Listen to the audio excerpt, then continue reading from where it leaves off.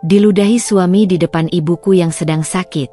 Saat aku mendapat warisan dari ibuku, suami malah merengek.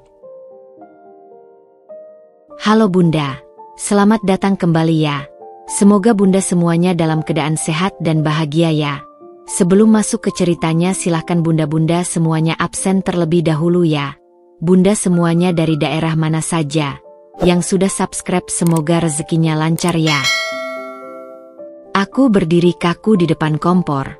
Tangan gemetar memegang spatula kayu yang mulai hangus terbakar api. Bau gosong menyengat dari nasi yang kuanggap sudah sempurna tadi pagi. Keringat dingin mengalir di pelipisku. Bukan karena panasnya dapur yang pengap di siang bolong itu, melainkan karena suara langkah berat yang sudah sangat kukenal mendekat dari belakang. Apa ini? Suara Mas Fahri menggelegar seperti petir di tengah kemarau. Aku berbalik perlahan, masih mencoba tersenyum meski jantung berdebar kencang. Maaf, tadi aku. Sebelum sempat menyelesaikan kalimat, piring keramik berisi nasi dan lauk pauk melayang tepat di sebelah kepalaku, menghantam dinding dan pecah berantakan. Butiran nasi dan kuah sayur menempel di tembok seperti karya seni abstrak yang memalukan. Lagi-lagi makanan gosong. Dasar perempuan tidak berguna. Raungnya sambil menendang kursi plastik sampai terlempar. Dari kamar sebelah, terdengar suara ibu batuk-batuk lemah. Fahri, tolong. Suaranya parau, penuh keputusasaan. Tapi Mas Fahri malah semakin menjadi. Ia menghampiriku dengan langkah mengintimidasi. Bau alkohol menyengat dari napasnya. Matanya merah penuh kebencian yang sudah lama ku kenali. Kamu pikir aku kerja keras setiap hari untuk pulang makan makanan anjing seperti ini? Ia mendesis, wajahnya hanya berjarak sejengkal dari wajahku. Aku menunduk, berusaha menahan air mata yang sudah berkumpul di kelopak mata. Aku cuma terlambat mengangkat nasi karena tadi membantu ibu ke. Tiba-tiba, sesuatu yang hangat dan asin mengenai pipiku. Butiran ludahnya mengalir perlahan dari dahi sampai ke dagu. Aku membeku. Tak percaya. Di depan ibu yang sedang terbaring lemah di kursi roda, Mas Fahri baru saja meludahi wajah istrinya sendiri. Dinda, teriak ibu dengan suara serak. Tangannya gemetar mencoba meraihku. Dengan tenaga terakhirnya, ibu mencoba bangkit dari kursi roda, tapi tubuhnya yang lemah justru terjatuh ke lantai dengan suara blang. Ibu, aku berlutut, mencoba menolongnya. Tapi Mas Fahri hanya tertawa kasar. Dasar dua perempuan lemah. Hidup dengan kalian membuatku sengsara. Ia membanting pintu begitu keras hingga seluruh rumah bergetar. Aku memeluk ibu yang gemetar di lantai, air matanya membasahi bahuku. Anakku, maafkan ibu. Bisiknya lemah. Di saat itulah, sesuatu dalam diriku patah. Bukan lagi air mata yang mengalir, melainkan tekad baja yang menggumpal.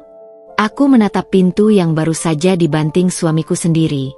Dan untuk pertama kalinya dalam 5 tahun pernikahan kami, aku tersenyum. Senandung kecil meluncur dari bibirku sambil membimbing ibu kembali ke tempat tidurnya. Tenang saja, ibu. Aku berjanji, ini akan menjadi penghinaan terakhir yang kita terima darinya.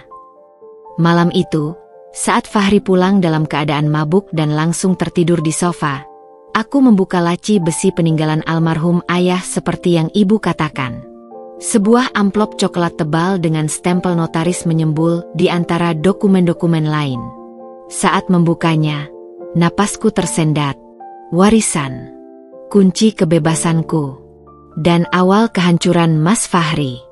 Malam itu, setelah memastikan Fahri terlelap dalam dengkurannya yang kasar, aku menyelinap ke kamar ibu dengan secangkir teh hangat. Lampu kamar yang redup menyinari wajahnya yang semakin kurus. Garis-garis penderitaan terukir jelas di sekitar mata yang dulunya selalu bersinar. Ibu, minum ini dulu, bisikku sambil membantu mendudukannya perlahan.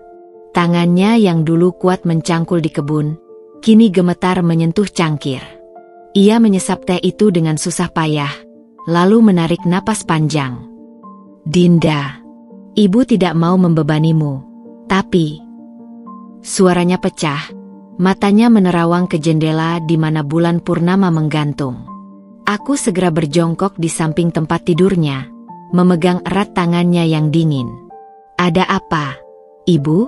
Katakan saja padaku. Ibu menghela napas, lalu menunjuk ke arah lemari kayu tua di sudut kamar. Lemari peninggalan almarhum ayah yang tak pernah disentuh Fahri karena menganggapnya antik dan tidak berharga. Di balik laci bawah, ada laci besi kecil, ujarnya dengan suara parau. Kombinasinya, tanggal pernikahan kami. Aku mengernyit, tidak mengerti. Selama ini aku pikir lemari itu hanya berisi pakaian dan kenangan lama. Ibu menyimpan sesuatu? Tanyaku pelan. Ia mengangguk lemah, tapi matanya tiba-tiba berbinar dengan intensitas yang membuat bulu kuduku berdiri. Dengarkan baik-baik, nak. Jangan beritahu Fahri. Jangan sampai dia tahu sebelum waktunya. Batuk-batuk keras menyela perkataannya. Aku segera menyodorkan sapu tangan, dan ngeri melihat bercak-bercak merah di kain putih. Ibu. Tenang, ia menghela napas setelah batuknya reda. Dokumen itu, surat wasiat dari ayahmu. Tanah di Bogor, tabungan di bank, semuanya atas namamu. Aku terpana. Selama ini aku mengira kami hidup susah, tergantung pada gaji Fahri yang tak seberapa. Tapi kenapa? Ibu sengaja menyembunyikannya, potongnya, suaranya tiba-tiba kuat, agar kau punya senjata saat benar-benar membutuhkan. Fahri, ibu sudah tahu sifat aslinya sejak awal. Tangannya mencengkeram lenganku dengan kekuatan yang mengejutkan untuk kondisi tubuhnya yang lemah. Dinda, dengarkan. Penyakit ibu, ini bukan sakit biasa. Aku membeku. Ada sesuatu dalam nada suaranya yang membuat darahku berdesir dingin. 2 bulan lalu, ketika Fahri marah dan mendorong ibu. Ia berhenti, matanya berkaca-kaca. Tulang rusuk ibu patah dan melukai paru-paru. Dunia seakan berhenti berputar. Apa? Suaraku nyaris melengking, tapi segera kuredam. Ibu mengangguk pelan, air mata mengalir di pipinya yang cekung. Dokter bilang, kalau dirawat sejak awal mungkin bisa sembuh. Tapi Fahri melarang ibu berobat, bilang itu buang-buang uang. Kepalaku pusing. Selama ini aku sibuk mengurus rumah, mencoba menjadi istri baik, sementara diam-diam. Dia sengaja, bisikku ngeri. Ibu tidak menjawab, tapi matanya mengatakan segalanya. Besok, katanya tiba-tiba dengan suara yang berbeda, tegas dan jelas. Ketika Fahri pergi kerja, buka laci itu. Bawa semua dokumen ke notaris di Jalan Merdeka. Namanya Pak Handoko. Ia meraih sesuatu dari bawah bantal, sebuah kunci kecil yang digantungkan pada rantai tipis. Ini kuncinya. Simpan baik-baik. Ketika ku menerimanya, ibu menarik tanganku lagi. Dinda, ibu tidak akan lama lagi. Tapi sebelum pergi, ibu ingin memastikan kau aman. Aku menangis terseduh-seduh di pangkuannya, seperti anak kecil yang ketakutan. Ibu membelai rambutku perlahan, seperti dulu. Jangan menangis, sayang. Kau lebih kuat dari yang kau kira. Dan ingat. Suaranya berbisik pelan. Orang seperti Fahri akan hancur oleh keserakahannya sendiri. Di luar jendela, petir menggelegar seakan menyetujui kata-katanya. Malam itu, sambil menjaga ibu yang akhirnya tertidur lelah, aku menyadari sesuatu telah berubah selamanya. Rasa takut yang selama ini membelenggu perlahan berubah menjadi tekad membara. Aku akan membuka laci besi itu. Aku akan klaim warisanku. Dan Fahri akan tahu bahwa ludahannya hari ini adalah awal kejatuhannya. Pagi itu, setelah memastikan Fahri pergi kerja dengan wajah masih mengkerut karena amarah semalam, aku segera mengunci semua pintu dan jendela. Angin pagi berdesir melalui celah-celah kayu rumah tua kami, membawa aroma tanah basah setelah hujan semalam. Tanganku gemetar saat mengeluarkan kunci kecil dari balik kerah bajuku, tempat yang telah kusembunyikan semalaman, takut Fahri akan melihatnya. Laci besi itu tersembunyi dengan sempurna di balik panel kayu palsu di bagian bawah lemari. Ketika kusentuh kombinasi locknya, tanggal pernikahan orang tuaku yang selalu dirayakan ibu dengan setangkai bunga melati di meja makan, hatiku berdegup kencang. Klik, suara kecil itu seakan menggema di kamar yang sunyi. Dokumen-dokumen itu tersusun rapi dalam map-map berdebu. Surat tanah seluas 5 hektar di daerah Bogor yang kini harganya selangit. Buku tabungan dengan saldo yang membuat mataku berkedip-kedip. Angka dengan terlalu banyak nol untuk kuhitung dalam keadaan tegang seperti ini. Polis asuransi jiwa atas nama ibu dengan aku sebagai penerima manfaat. Dan yang paling mengejutkan, sebuah surat wasiat dari ayah yang jelas-jelas menyatakan bahwa Fahri tidak memiliki hak sepeser pun atas semua harta keluarga kami. Ya Allah! Bisikku, lutut terasa lemas. Selama ini kami hidup dalam kekurangan karena Fahri. Sementara sebenarnya, bel pintu rumah berbunyi nyaring, membuatku nyaris terjatuh. Cepat-cepat kusembunyikan kembali dokumen-dokumen itu, kecuali satu alamat yang tertulis di secari kertas, kantor notaris Handoko Frekan, Jalan Merdeka nomor 27. Saat kubuka pintu, seorang pria berbaju safari coklat berdiri di teras. Rambut putihnya tertata rapi, kacamata bundar membuatnya terlihat seperti profesor tua. Selamat pagi, Ibu Dinda, suaranya rendah tapi jelas. Aku mengangguk pelan, waspada. Saya Bambang Sulistyo, rekan notaris Pak Handoko. Ia mengeluarkan kartu nama dari saku jasnya. Ibu Sri, Ibu Anda, seharusnya menemui kami kemarin. Karena beliau tidak datang, kami khawatir. Dadaku sesak. Ibu terlalu lemah untuk memberitahuku tentang janji ini. Maaf, ibu sedang tidak enak badan, jawabku sambil melirik ke kamar ibu. Matanya yang tajam seakan bisa membaca ketidakberdayaku. Boleh saya masuk sebentar? Ada hal penting yang harus disampaikan langsung. Setelah memastikan ibu masih tertidur, kuantarkan dia ke ruang tamu. Kursi kayu yang sudah lapuk berderit saat ia duduk. Ibu Dinda, ia mulai dengan suara serius. Ibu Anda sebenarnya telah mengurus semua dokumen ini sejak setahun lalu. Tanah warisan sudah atas nama Anda. Tabungan dan deposito juga. Ia mengeluarkan setumpuk dokumen dari tas kulitnya. Tapi ada satu hal yang belum sempat diselesaikan. Jantungku berdegup kencang. Rumah ini. Aku terkesiap. Rumah ini. Ya, secara hukum, masih atas nama almarhum suami ibu Anda. Tapi, ia menurunkan suaranya. Ibu Anda telah menyiapkan surat kuasa khusus untuk Anda.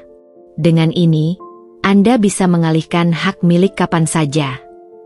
Tangannya mengeluarkan sebuah amplop segel merah. Dan ada satu lagi. Sebuah surat dari ibu. Tulisannya yang biasanya rapi kini goyah dan tidak stabil. Jelas ditulis dalam keadaan sakit. Dinda sayang, jika kau membaca ini, artinya ibu sudah tidak bisa lagi melindungimu. Maafkan ibu. Rumah ini adalah milikmu sekarang. Fahri tidak berhak atas apapun. Gunakan segalanya untuk membebaskan dirimu. Air mataku jatuh menetes-netes membasahi kertas itu. Ada satu hal lagi yang perlu Anda ketahui, kata Pak Bambang dengan wajah serius. Ibu Anda juga meninggalkan rekaman. Dia mengeluarkan sebuah flash disk kecil dari sakunya. Rekaman. Beberapa bulan terakhir, setiap kali Fahri menganiaya atau menghina beliau, ibu Anda diam-diam merekamnya. Atas saran kami, sebagai bukti hukum. Dunia seakan berputar. Ibu yang selama ini kupikir pasrah, ternyata diam-diam melawan dengan caranya sendiri. Pak Bambang, tanyaku dengan suara serak, apa yang harus kulakukan sekarang? Dia memasukkan semua dokumen kembali ke dalam tasnya, kecuali surat kuasa dan flash disk itu. Pertama, bawa ini ke bank untuk mengamankan tabungan. Kedua, matanya tajam, jangan beritahu suami Anda apapun. Tunggu sampai semua dokumen resmi selesai. Dia berdiri, tapi sebelum pergi, dia menatapku lama. Ibu Dinda, saya tahu ini berat. Tapi ibu Anda berjuang mati-matian untuk ini. Jangan sia-siakan. Ketika pintu tertutup, aku berdiri lama di teras, memandangi flash disk kecil di tanganku. Di dalamnya ada bukti kebrutalan suamiku sendiri. Dari kamar ibu, terdengar batuk-batuk kecil. Aku segera menyusup masuk, menemukan ibu sudah terbangun, matanya berbinar aneh. Sudah datang, bisiknya lemah. Aku mengangguk, tak sanggup berkata-kata. Ibu tersenyum tipis, lalu tangannya yang dingin memegang erat tanganku. Dinda, sekarang giliranmu, berjuang. Di luar, langit mendadak gelap. Aku memandangi dokumen-dokumen di tanganku, lalu ke arah dinding tempat foto pernikahan kami. Fahri dengan senyum palsunya yang dulu sempat membutakanku. Sekarang mataku terbuka lebar. Dan pertempuran baru saja dimulai. Malam itu, hujan mengguyur atap seng rumah kami dengan suara gemuruh yang terus-menerus, seolah langit sedang menangis untukku. Fahri belum pulang. Lagi. Sudah menjadi kebiasaannya belakangan ini. Pulang larut dengan bau alkohol dan parfum murah yang menyengat. Aku duduk di dapur, tangan menggenggam erat flash disk pemberian Pak Bambang. Sementara di depannya tergeletak ponsel butut milik Fahri yang terlupa dibawanya hari ini. Dering. Suara notifikasi dari ponselnya membuat jantungku berdebar kencang. Selama 5 tahun pernikahan, aku tak pernah sekalipun membuka ponsel suamiku sendiri. Tapi malam ini, sesuatu dalam diriku mendorong untuk melakukannya. Sayang, kamu kangen gak sama aku? Aku udah di kos. Nih. Kamu janji mau ninggalin si Dinda yang gak ada artinya itu. Kapan? Pesan itu dari kontak bernama Mbak Yuni Supplier Ayam. Tapi aku tahu ini bukan tentang bisnis ayam. Jari-jariku gemetar membuka galeri fotonya. Dan di sana, puluhan foto mesra Fahri dengan perempuan berambut panjang di berbagai tempat. Salah satu fotonya bahkan diambil di depan rumah kos yang tak asing. Hanya 3 blok dari sini. Tanggalnya? Tepat di hari ulang tahunku bulan lalu, ketika Fahri bilang harus lembur. Aku menelusuri lebih dalam. Ada percakapan WhatsApp yang membuat perutku mual. Fahri, aku tunggu warisan si tua bangka itu habis, baru kita bisa nikah. Sabar ya sayang. Mbak Yuni, tapi aku nggak tahan lihat kamu harus pura-pura sayang sama si Dinda. Dia kan jelek dan gak ada apa-apanya dibanding aku. Fahri, hahaha, iya. Tapi demi uangnya, aku harus tetap baik sama dia. Tunggu sebentar lagi. Tiba-tiba, semua mulai masuk akal. Penghinaannya, kekerasannya, kebenciannya pada ibu yang selalu dianggapnya tua bangka. Aku membuka aplikasi bank di ponselnya. Rekening yang selama ini dikeluhkannya kosong, ternyata memiliki transfer rutin setiap minggu ke nomor rekening tak dikenal. Pasti untuk perempuan ini. Saat aku hendak mengembalikan ponsel, notifikasi email baru muncul. Subjek, kontrak sewa rumah di Ciputat. Dengan hati berdebar, kubuka email itu. Sebuah dokumen kontrak sewa rumah atas nama Fahri dan Yuni Susanti untuk 1 tahun ke depan. Mulai bulan depan. Deposit sudah dibayar. Jadi ini rencananya. Aku memandangi ponsel itu, lalu tiba-tiba tersenyum getir. Tanpa pikir panjang, aku mengirim semua bukti ini ke email pribadiku sendiri, lalu menghapus jejaknya dari ponsel Fahri. Tepat saat aku meletakkan kembali ponsel di meja, pintu depan terbanting. Fahri masuk dengan wajah memerah. Bajunya basah oleh hujan. Dasar perempuan tak berguna. Kenapa lampu teras tidak dinyalakan? hardiknya sambil melemparkan jaket basah ke arahku. Biasanya aku akan segera memungut jaket itu dan meminta maaf. Tapi malam ini berbeda. Aku hanya menatapnya dingin. Jaket itu terjatuh di lantai antara kami. Fahri terkejut. Kamu jadi berani ya? Aku tersenyum tipis. Mas pulang telat terus akhir-akhir ini. Ada apa? Matanya berkedip, lalu tiba-tiba menghindari kontak mataku. Banyak kerjaan. Kamu tidak akan mengerti. Oh, kerjaan. Aku menyandarkan badan ke meja.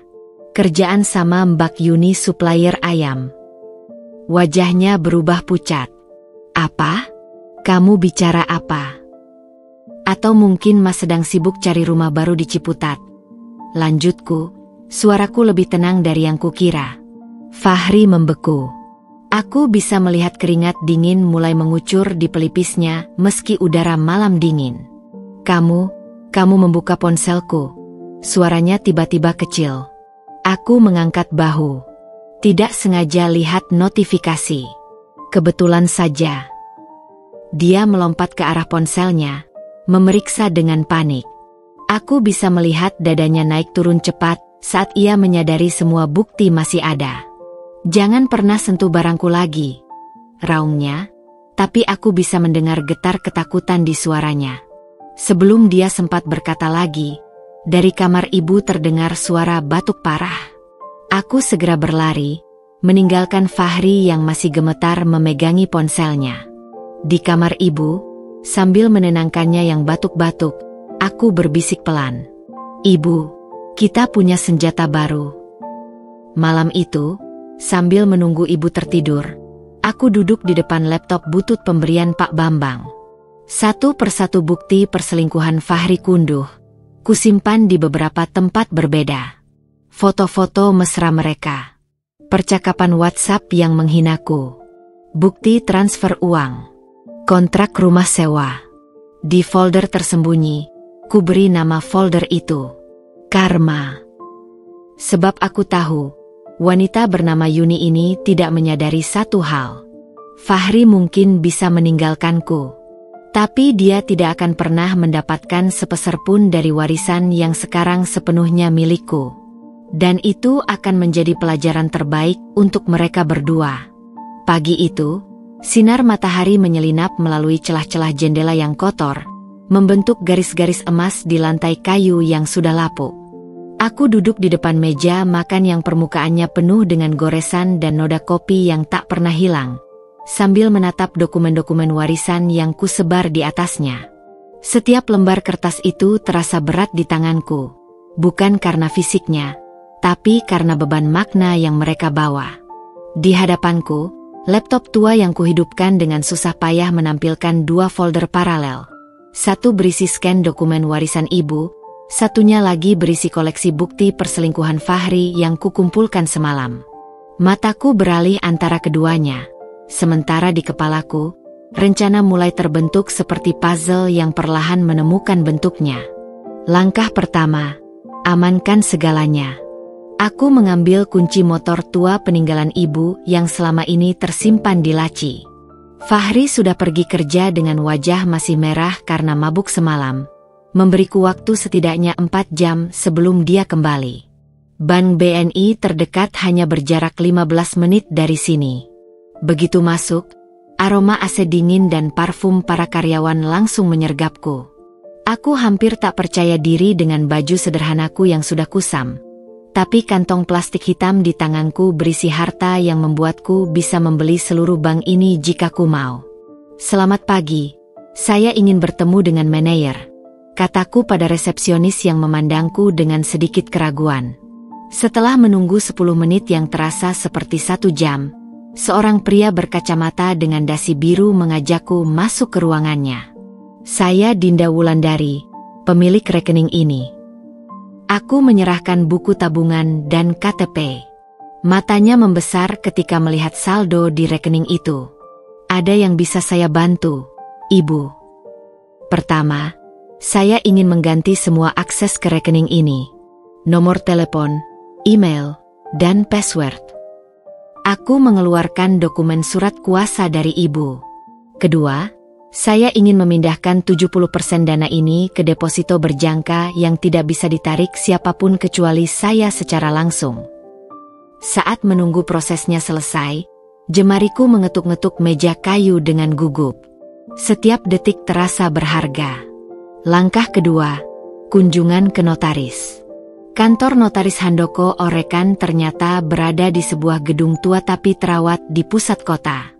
Lift kayunya berderit-derit saat membawaku ke lantai 3. Pak Bambang sudah menungguku dengan segelas teh hangat. Jadi Anda sudah memutuskan? Tanyanya setelah membaca dokumen yang kubawa. Aku mengangguk mantap. Saya ingin segera mengalihkan hak milik rumah atas nama saya. Dan aku mengambil napas dalam. Saya ingin memulai proses cerai. Pak Bambang menganggung, lalu mengeluarkan setumpuk formulir. Dengan bukti-bukti yang Anda miliki, ini akan menjadi kasus yang mudah. Tapi saya sarankan Anda juga mengajukan restraining order. Dia tampaknya tipe orang yang bisa melakukan kekerasan ketika terpojok. Dia memberikan penjelasan rinci tentang proses hukumnya, sementara aku mencatat setiap poin penting di buku kecil. Tiba-tiba, teleponku bergetar. Fahri, kamu di mana?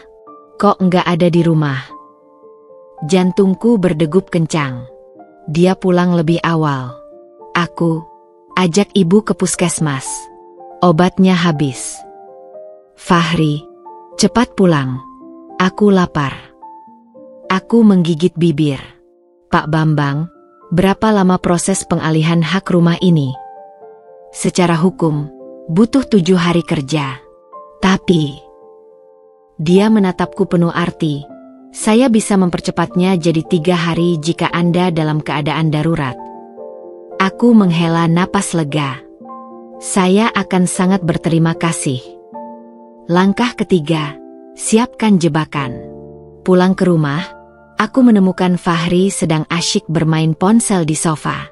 Begitu melihatku, wajahnya langsung berkerut. Lama banget. Masak nasi sekarang juga. Bentaknya tanpa mengangkat pandangan dari ponselnya. Biasanya aku akan langsung berlari ke dapur. Tapi hari ini berbeda. Sebentar, Mas. Ibu perlu minum obat dulu. Jawabku tenang sambil berjalan melewatinya dengan kepala tegak. Dia mengangkat muka, terkejut dengan sikapku. Tapi aku sudah masuk ke kamar ibu sebelum dia sempat berkata apa-apa. Di kamar, ibu terbaring lemah tapi matanya bersinar penuh pertanyaan. Sudah selesai? Bisiknya. Aku mengangguk sambil memegang tangannya yang dingin. Ibu, besok ada pengacara yang akan datang ke sini. Dia butuh tanda tangan ibu untuk beberapa dokumen. Ibu tersenyum tipis. Aku bangga padamu, nak. Malam itu, sementara Fahri tertidur pulas setelah makan malam yang kumasak dengan istimewa, aku menambahkan sedikit obat tidur ke dalam makanannya. Aku duduk di lantai kamar mandi dengan pintu terkunci, laptop di pangkuanku. Satu persatu, aku mengunggah semua bukti perselingkuhan Fahri ke cloud storage. Mengirim salinannya ke email cadangan. Bahkan mencetak beberapa yang penting dan menyembunyikannya di balik lemari besi. Lalu, dengan ketukan jari yang mantap, aku mengirim pesan kepada satu nomor yang baru saja kudapatkan dari buku telepon Fahri. Nomor Mbak Yuni, supplier ayam. Selamat malam Mbak Yuni. Saya istri Fahri. Bisa kita bertemu besok? Saya ingin bicara baik-baik tentang rencana kalian. Aku menekan kirim dengan perasaan campur aduk, takut, gugup, tapi juga sedikit bersemangat. Karena besok, permainan baruku akan dimulai. Dan Fahri, dia tidak akan tahu apa yang menimpanya sampai semuanya sudah terlambat. Pagi itu, aroma kopi pahit menyebar di seluruh dapur saat aku dengan hati-hati menuangkan 2 sendok gula ke dalam cangkir Fahri, persis seperti yang disukainya.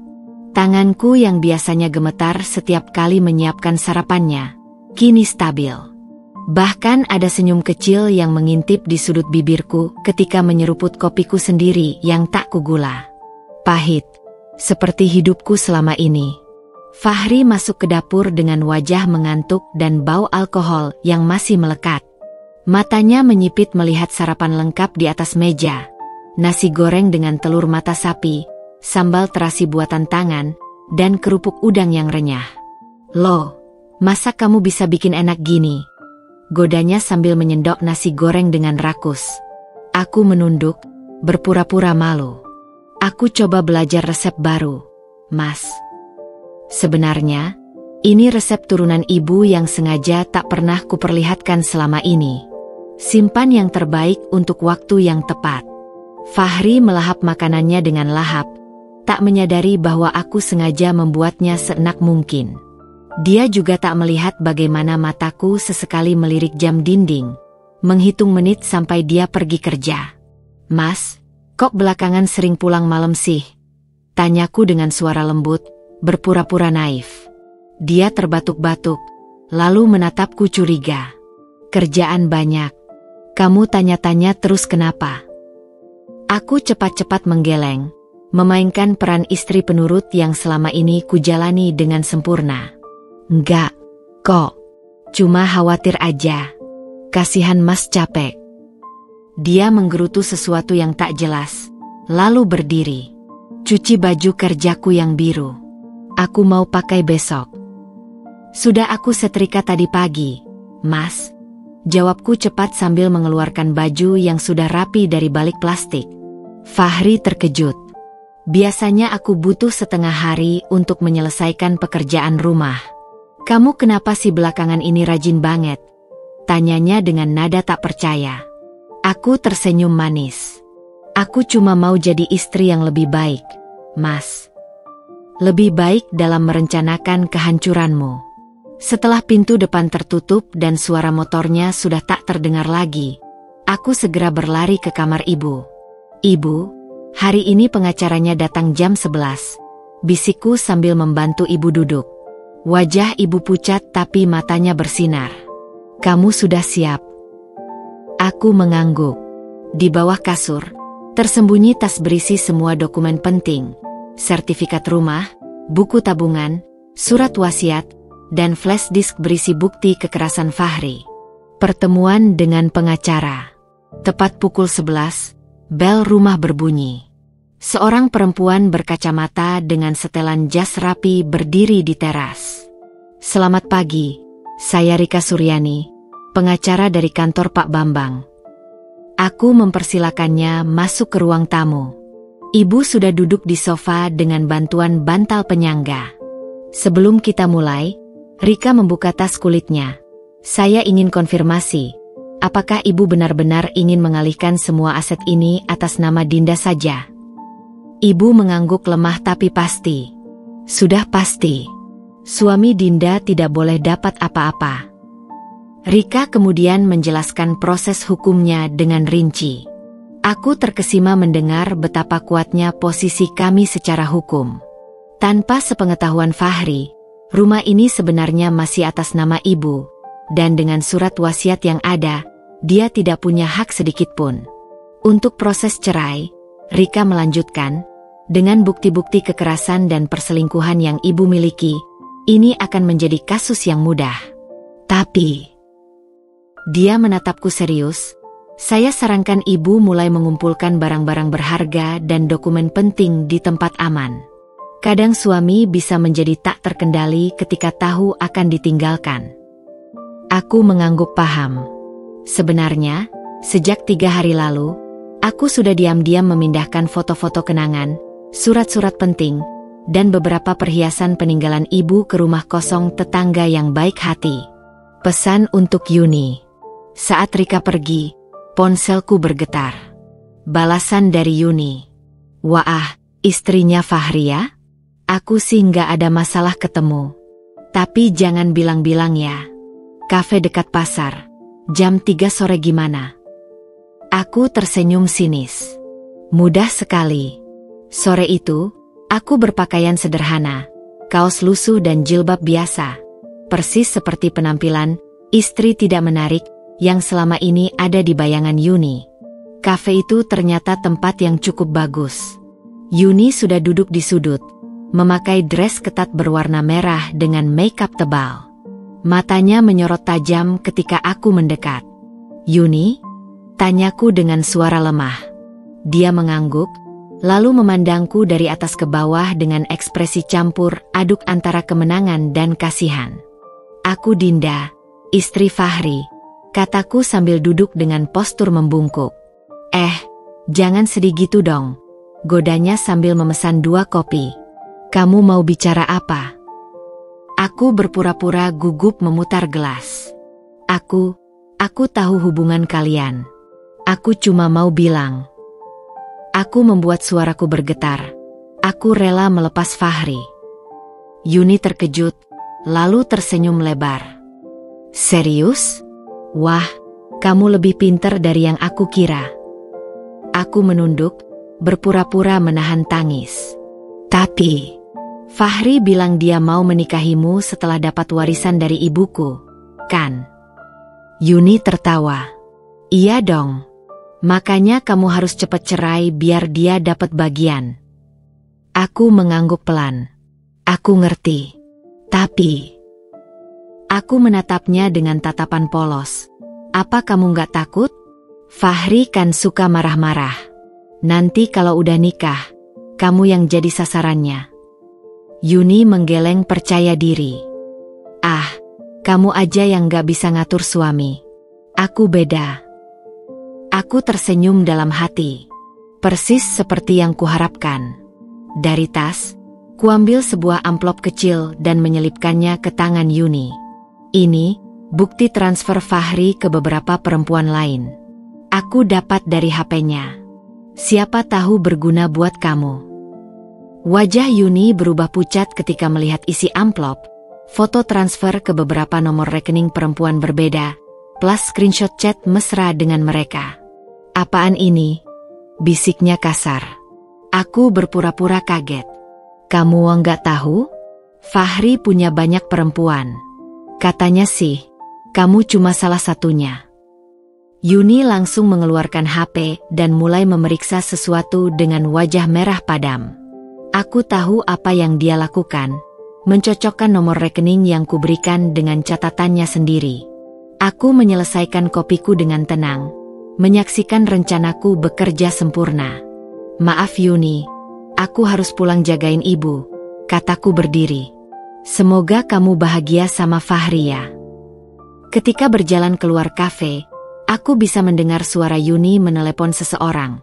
Pastinya Fahri, dengan teriakan penuh kemarahan. 1 bidik, 2 sasaran tumbang. Malam itu, Fahri pulang dengan wajah lebam dan baju robek. Kena macet. Geramnya ketika kutatap luka di pipinya. Aku mengangguk simpatik sambil menyodorkan handuk basah. "Kasihan Mas. Aku siapkan air hangat ya buat mandi." Dia mendengus, lalu masuk kamar mandi sambil mengumpat. Di dapur, sambil menyiapkan makan malam, aku tersenyum melihat ponselku yang penuh dengan notifikasi dari email dan media sosial. Rupanya, beberapa akun anonim sudah mulai menyebarkan cerita tentang seorang suami tukang kawin yang mengincar harta istri. Dan besok, ketika surat gugatan cerai resmi kami masukkan ke pengadilan, seluruh dunia akan tahu siapa pria itu sebenarnya. Aku menatap nasi di dandang, lalu mengambil segenggam dan membentuknya menjadi bola kecil. Permainan baru saja dimulai, Fahri. Dan kali ini, akulah yang memegang kendali. Hari Senin pagi itu, udara terasa lebih pengap dari biasanya. Aku berdiri di balik tirai jendela kamar ibu, mengintip Fahri yang sedang asyik berbicara di telepon di halaman depan. Suaranya yang biasanya keras dan penuh amarah, kali ini terdengar merendah, penuh buayan manis yang hanya kudengar di awal-awal pernikahan kami dulu. "Sudah, sayang, percaya sama aku. Warisan itu hampir di tangan. Dinda dan ibunya nggak ada apa-apanya dibanding kamu." Tanganku mengepal erat, kuku-kuku menusuk telapak tangan hingga nyaris berdarah. Tapi justru rasa sakit itulah yang mengingatkanku untuk tetap tenang. Perlahan, kuambil ponsel butut yang kubeli khusus untuk merekam semua ini. Sejak pertemuanku dengan Yuni 3 hari lalu, Fahri jadi lebih sering pergi dan pulang dengan wajah masam. Aku tahu pertengkaran mereka pasti sudah mulai, persis seperti yang kurencanakan. Tapi ada sesuatu yang lebih penting yang harus kuketahui. Seberapa dalam lubang utang yang dia gali selama ini.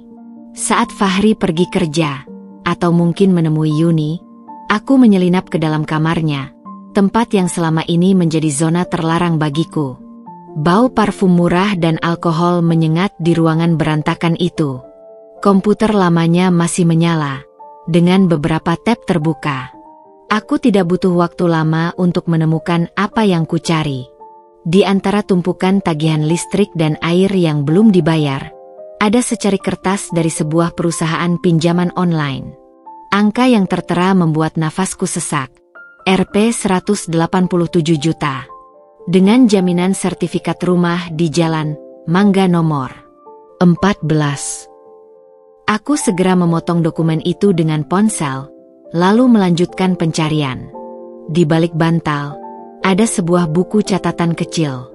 Halaman demi halaman dipenuhi daftar pinjaman, dari rentenir, teman-teman kantor, bahkan tetangga. Totalnya mencapai setengah miliar rupiah. Dan dia berencana melunasinya dengan warisanku. Bel pintu berbunyi nyaring, membuatku nyaris terjatuh. Cepat-cepat ku kembalikan semuanya ke tempat semula dan menyelinap keluar.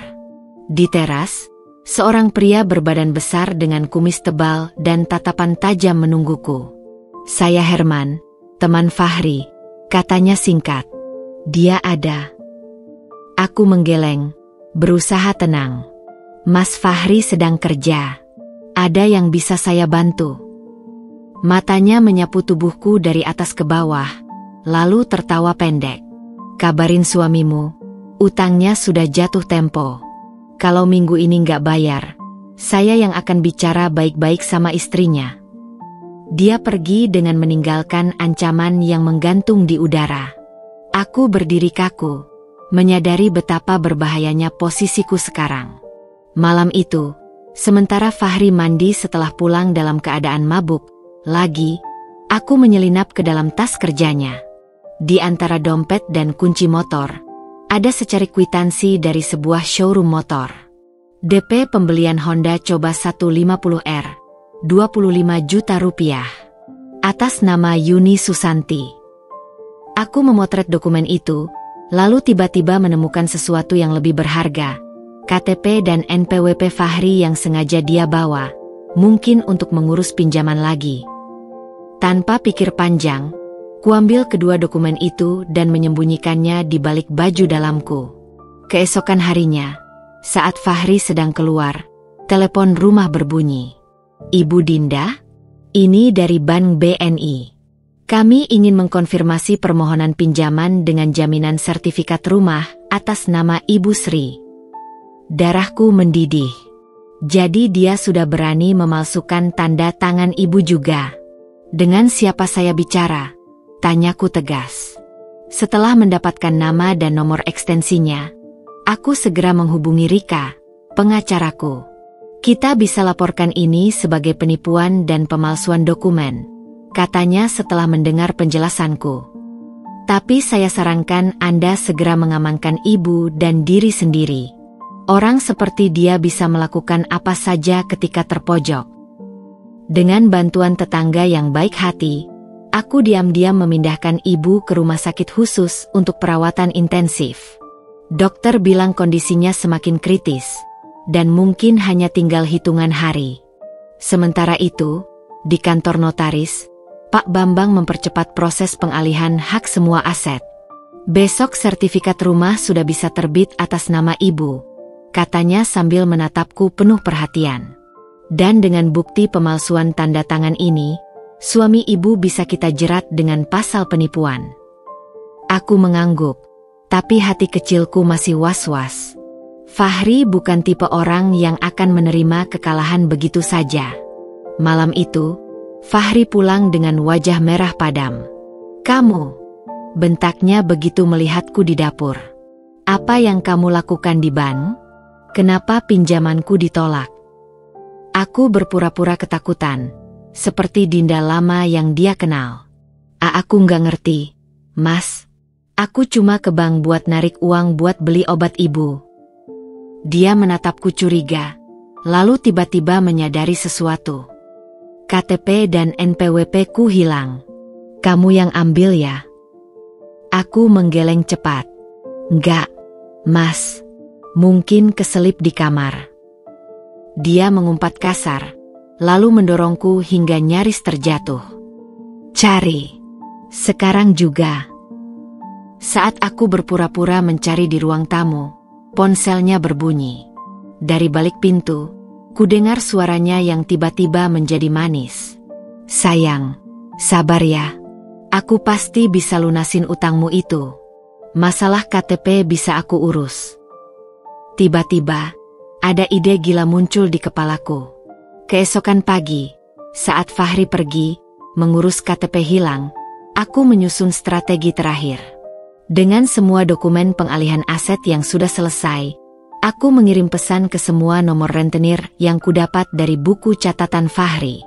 Bapak Ibu, saya ingin melaporkan bahwa Fahri telah menipu banyak orang. Dia tidak memiliki aset apapun karena semua sudah atas nama istri dan mertuanya. Untuk pembuktian, saya lampirkan dokumen pengalihan hak. Tak lupa, pesan serupa kukirim ke Yuni, lengkap dengan bukti transfer DP motor yang ternyata berasal dari uang pinjaman. Saat menekan tombol kirim pada pesan terakhir, aku menarik napas panjang. Ini akhir permainan, Fahri. Besok, ketika semua rentenir dan koleganya mengepung rumah ini, ketika Yuni menuntut pertanggungjawabannya, ketika polisi datang untuk kasus pemalsuan tanda tangan, aku dan ibu sudah akan berada di tempat yang aman. Dan dia akan menghadapi semua konsekuensi dari keserakahannya sendiri. Pukul 3.27 dini hari, aku terbangun oleh getar ponsel di bawah bantalku. Cahaya biru dari layar menyinari wajahku yang masih berkerut oleh sisa-sisa mimpi buruk. Sebuah pesan dari nomor tak dikenal. Kami tahu di mana kamu tinggal. Utang harus dibayar dengan darah. Kubuang ponsel itu seolah terbakar. Jantung berdegup kencang hingga hampir melompat dari dada. Di luar jendela, bayangan seorang lelaki berhenti sebentar di depan pagar rumah sebelum menghilang di ujung jalan. Bau rokok kretek menyengat dari celah-celah jendela yang tak benar-benar rapat.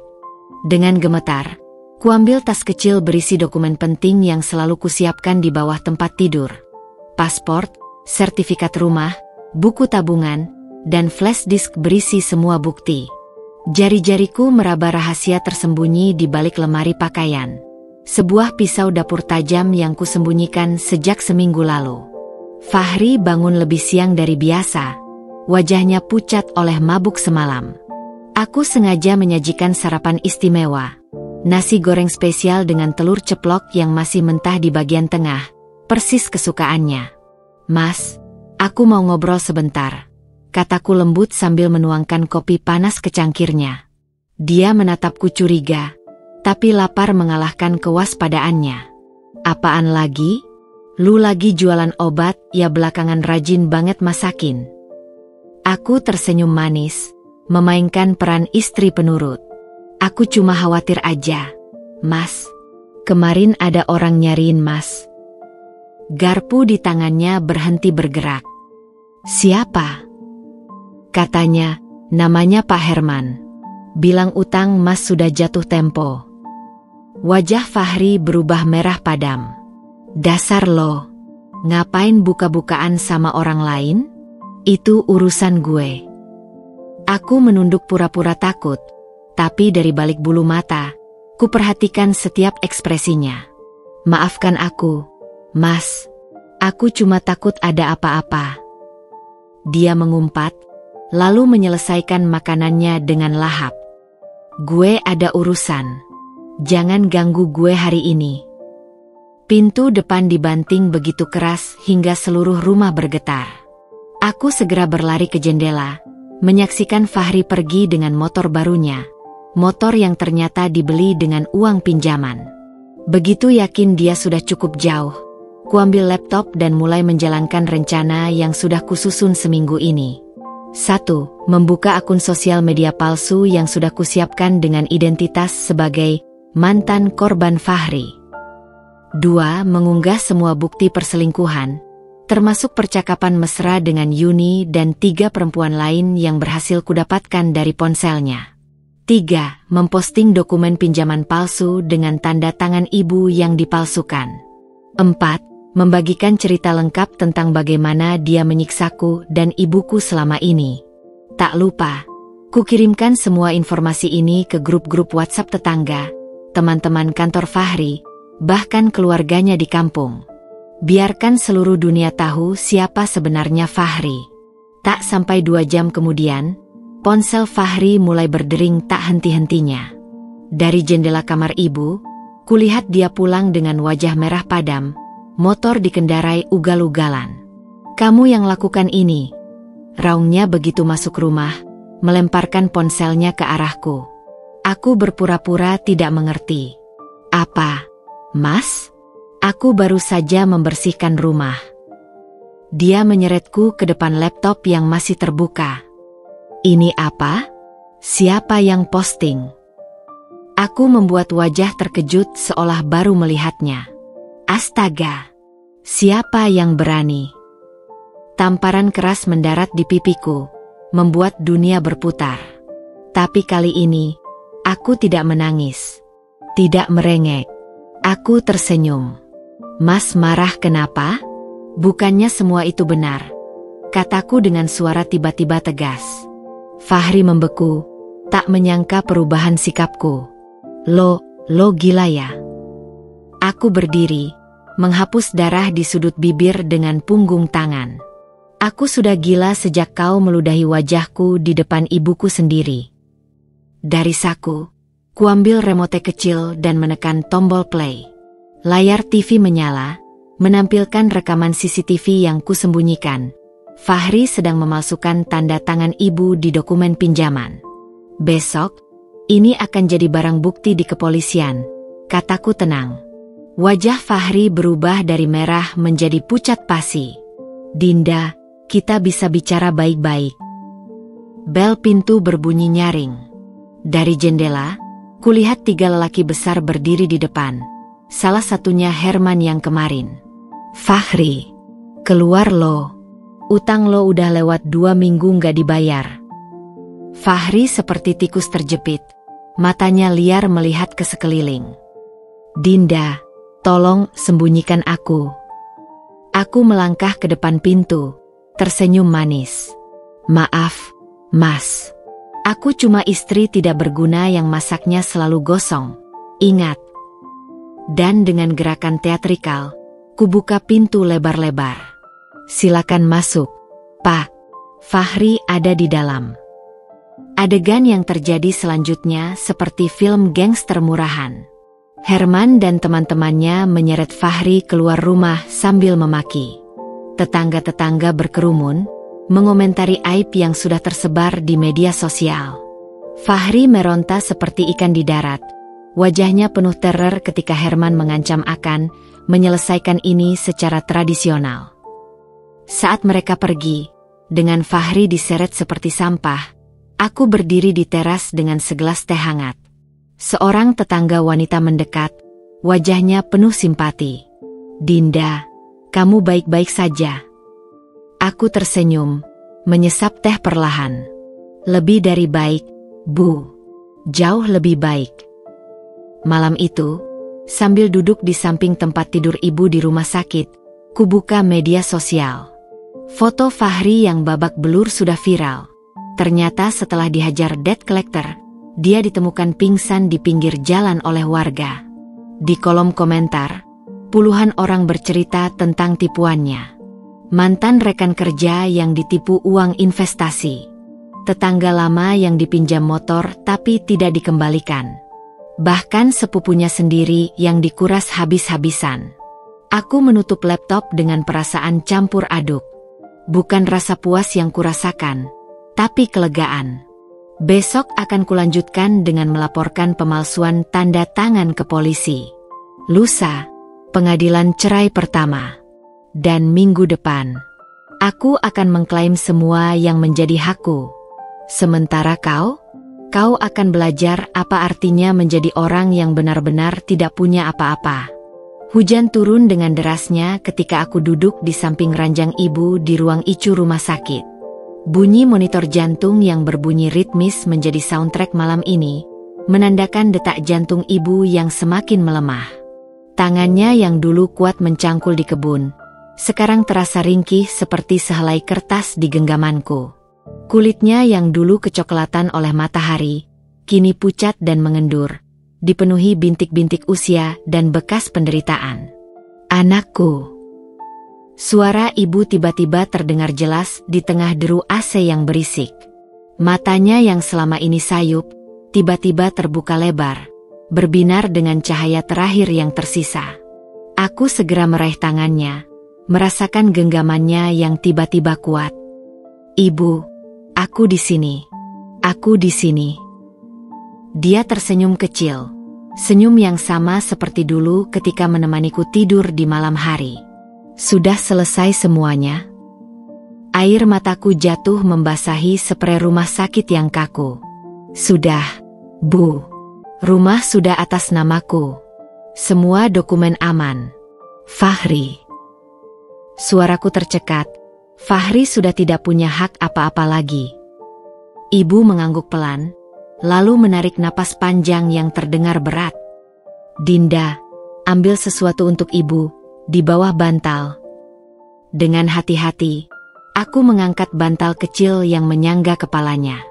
Sebuah kalung emas tua dengan liontin berbentuk daun sirih, perhiasan satu-satunya yang tersisa dari keluarga ibu. Untukmu. Bisiknya. Simpan baik-baik, jangan sampai dia dapatkan.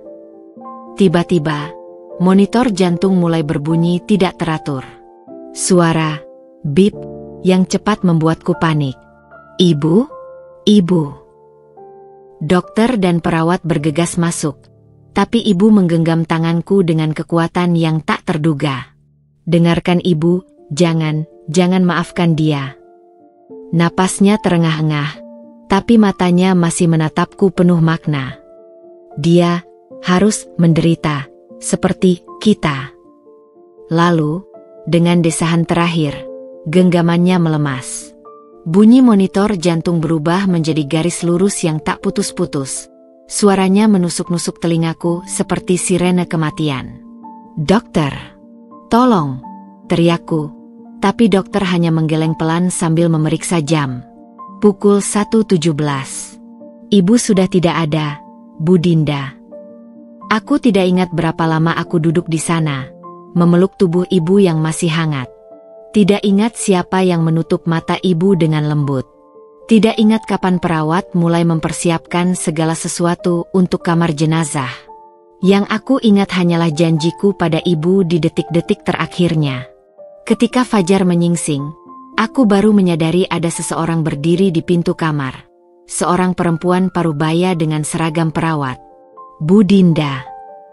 Perawat itu menghampiriku dengan wajah penuh simpati.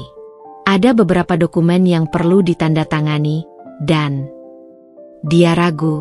Suami Anda menelpon berkali-kali. Katanya ingin bertemu.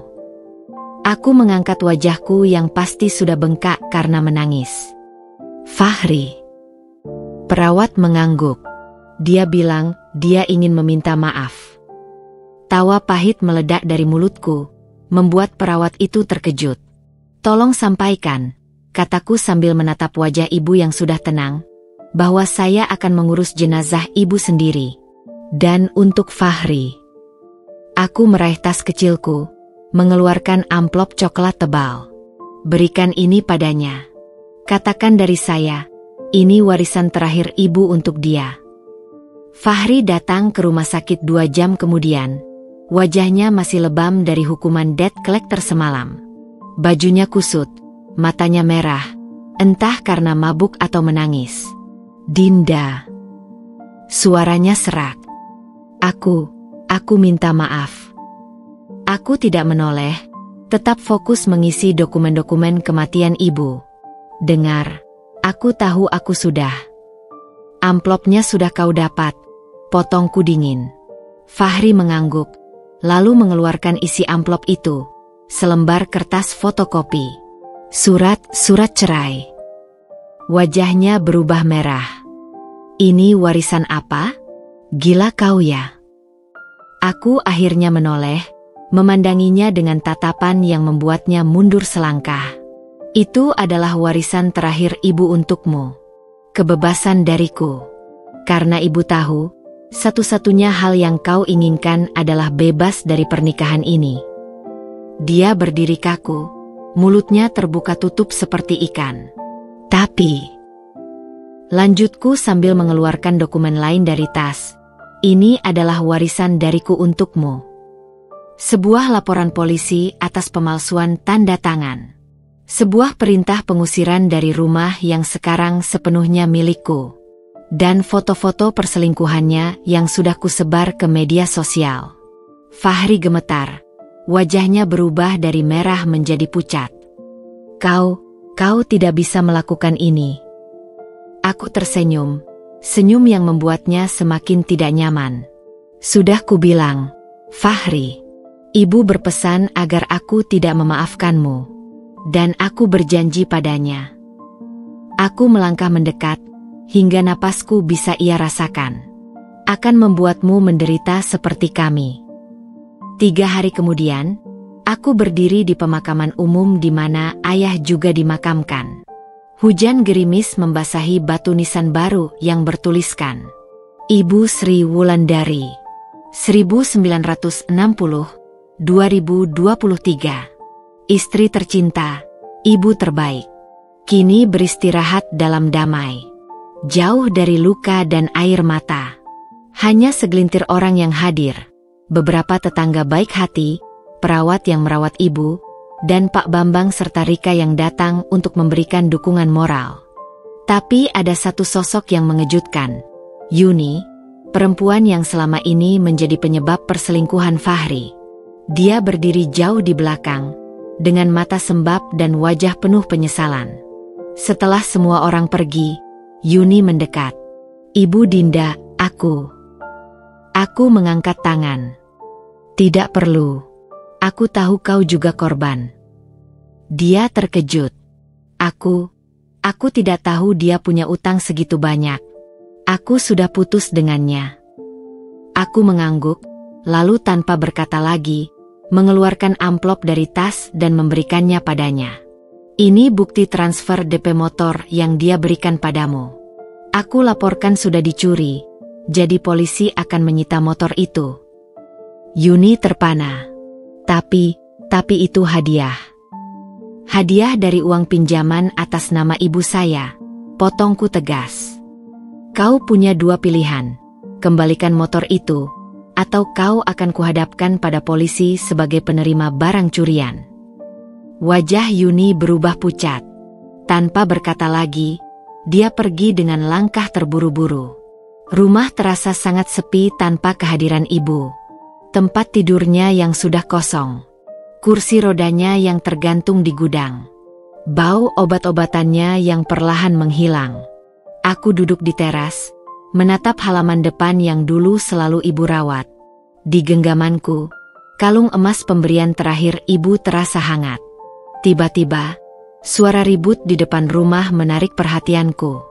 Fahri sedang berdebat dengan 2 lelaki, debt collector yang sama dari beberapa hari lalu.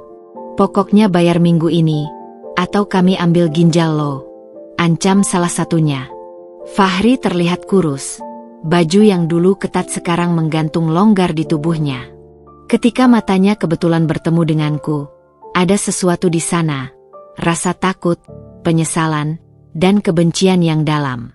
Aku tersenyum, lalu dengan sengaja mengangkat kalung emas ibu tinggi-tinggi, membiarkan cahaya matahari sore memantul di permukaannya. Tanpa kata-kata, pesanku jelas. Lihatlah apa yang kau dapat, dan lihatlah apa yang kau hilangkan. Dan ketika debt collector mulai menyeretnya pergi, Aku memalingkan muka, masuk ke dalam rumah yang sekarang sepenuhnya milikku. Rumah yang akan kujadikan saksi bisu kebangkitanku dan kehancuranmu, Fahri.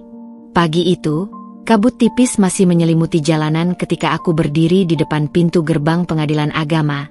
Tangan menggenggam erat map coklat berisi dokumen-dokumen yang akan mengakhiri 5 tahun neraka pernikahanku.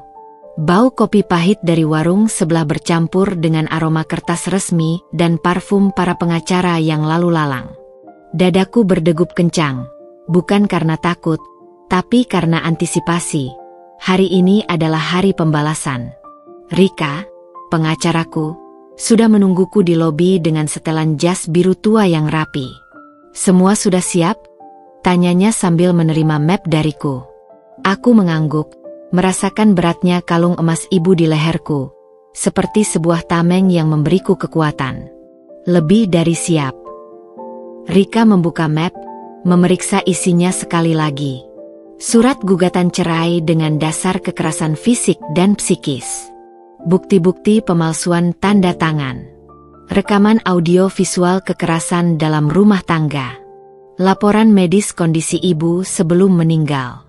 Dan yang terbaru, foto Fahri yang sedang berjudi dengan uang pinjamannya.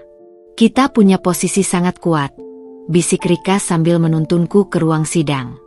"Tapi siapkan mental. Dia mungkin akan mencoba berbagai cara." Begitu masuk ke ruang sidang, napasku tersedak. Fahri sudah duduk di kursi tergugat dengan pakaian lusuh. Kemeja kotak-kotak kuning yang dulu sering kupakaikan sekarang terlihat kotor dan tidak terurus. Rambutnya yang biasanya rapi kini panjang dan kusut. Tapi yang paling mengagetkan adalah matanya, yang dulu penuh kesombongan, kini kosong dan merah seperti orang yang tidak tidur berhari-hari. Ketika matanya menangkap kehadiranku, dia langsung melompat dari kursi. "Dinda, kita bisa bicara baik-baik." "Hakim sudah masuk," seru Panitera, memotong ucapannya. Hakim perempuan parubaya dengan kacamata tebal memimpin sidang dengan suara tegas. Ketika giliranku berbicara, seluruh ruangan hening mendengarkan penuturanku tentang ludahan di depan ibu yang sakit, patahan tulang rusuk ibu yang menyebabkan infeksi paru, pemalsuan tanda tangan untuk pinjaman, perselingkuhannya yang tidak hanya dengan satu wanita. Ketika Rika memutar rekaman video di mana Fahri menamparku hingga terjatuh, bahkan hakim pun menghela napas panjang. Lalu giliran Fahri. Dengan suara serak, dia membantah semua tuduhan. "Itu tidak benar. Dia yang..." "Baiklah, saya punya bukti baru." Rika tiba-tiba menyela, mengeluarkan amplop dari tasnya. "Ini adalah laporan dari rumah sakit jiwa di mana tergugat pernah dirawat karena gangguan kepribadian antisosial. Dan ini," dia mengeluarkan dokumen lain, surat dari kantornya bahwa dia sudah dipecat karena menipu rekan kerja.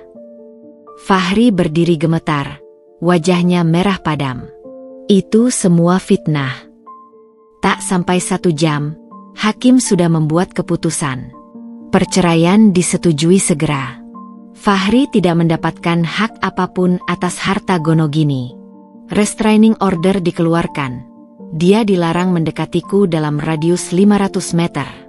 Dan yang paling memuaskan, dia diwajibkan membayar ganti rugi atas pemalsuan tanda tangan ibu.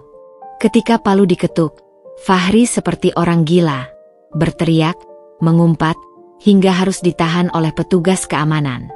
"Kau pikir ini selesai? Kau pikir aku akan menyerah begitu saja?" raungnya sambil dijauhkan dari ruangan. Aku hanya tersenyum, menyentuh kalung emas ibu. "Tidak, Fahri, ini baru permulaan."